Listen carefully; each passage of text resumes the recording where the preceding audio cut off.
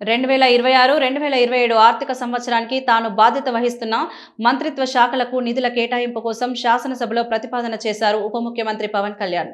26-27 సంవత్సరానికి గాను పర్యావరణం, అడవులు, శాస్త్ర సాంకేతిక శాఖ చెందిన వివిధ కార్యక్రమాల కొరకు మొత్తం 713,88,34,000 మంజూరు చేయాలని కోరుతూ నేను డిమాండ్ నెంబర్ 29ని సభలో ప్రవేశపెట్టాను. అలాగే 26-27 సంవత్సరానికి గాను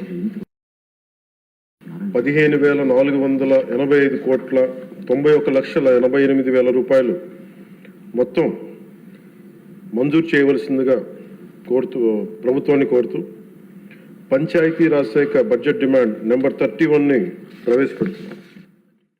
అలాగే 26-27 సంవత్సరానికి గాను అక్షరాల 11,217,51,51,51,000 రూపాయలు మొత్తం మంజూరు చేయవలసిందిగా ప్రభుత్వాన్ని కోరుతూ గ్రామీణాభివృద్ధి శాఖ బడ్జెట్ డిమాండ్ నెంబర్ 32ని ప్రవేశపెడుతున్నాం.